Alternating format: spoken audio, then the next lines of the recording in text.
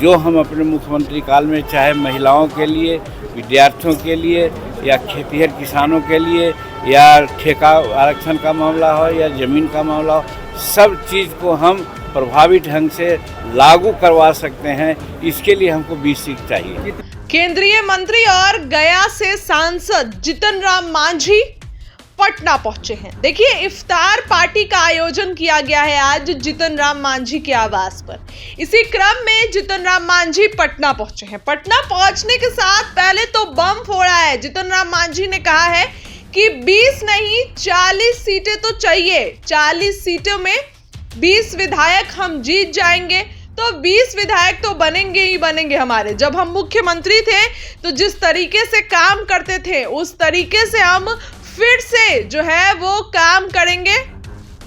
और कितने लोगों को मुख्यमंत्री जब हम थे तो कितना काम किए, उसी तरीके से अगर हमारे 20 विधायक बनकर आते हैं तो हम काम करेंगे। जितन राम मांझी का बड़ा दावा। पटना एयरपोर्ट पहुंचने के साथ जितन राम मांझी ने दावा कर दिया है। तेजस्वी यादव को जीव जंतु बताया है और कहा है कि वो तो ऐसे जीव जंतु है जो जिनको कुछ कहा नहीं जा सकता है, नापा तौला नहीं जा सकता है। जितन राम मांझी ने पटना एयरपोर्ट पर ये बयान दिया है।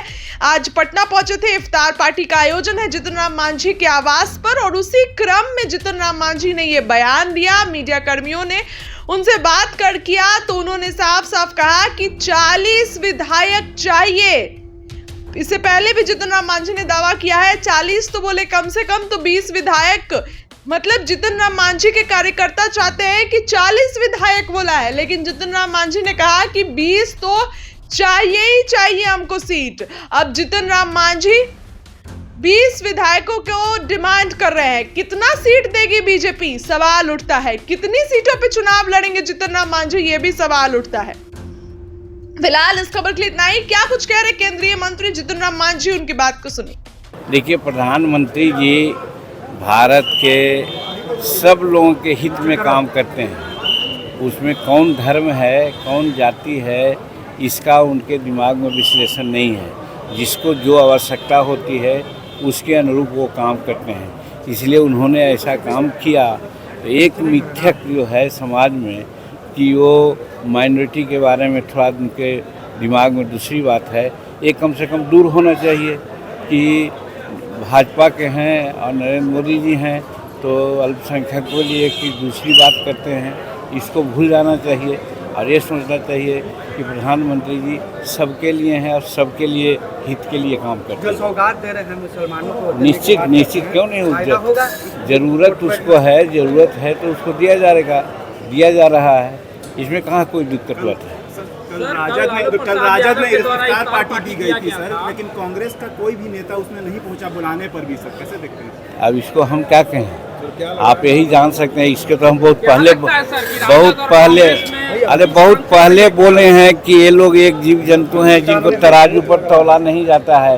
कोई इधर उछल के भागता है, कोई उधर के भागता है। उसी प्रकार से ये लोग हैं और ये महागठबंधन में आज नहीं है, साल भर पहले से हम कह रहे हैं कि कभी इनमें एकता नहीं हो सकती, जो सामने बात आ रही है। आरक्षण को लेकर के आज जो है प्रोटेस्ट जो है विपक्ष के नेताओं के द्वारा है, ये बिहार की सरकार आरक्षण चोर कहा जा रहा है सर। नहीं, कोई कह दे, किसी पर इल्जाम लगा दे, अलग बात है।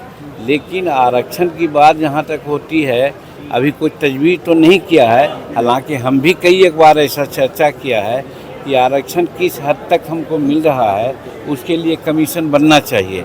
वो अभी न बनी है, वो एक अलग बात है। लेकिन आरक्षण छिपा करके रखा गया हो सो बात नहीं है। जो ऐसा बोल रहे हैं उनके समय में आरक्षण कितना था वो बताएंगे। सर, आपने गया में कहा है कि हम लोगों के 20 विधायक बनाइए, मुख्यमंत्री हमारा होगा, प्रधानमंत्री की नज़र है हम पर। नहीं, वो बात हमने नहीं कही। हमने कहा है कि हम अपनी आवाज़ को विधानसभा में बुलंद करके जो हम अपने मुख्यमंत्री काल में जो निर्णय समाज के हित में लिया था उसको पूरा कराने के लिए हमको बल चाहिए और वो बल में कम से कम 20 विधायक हमको चाहिए। तो 20 विधायक का मतलब है या तो 40 सीट पर लड़ें या 35 सीट पर लड़ें या 25 सीट पर लड़ें।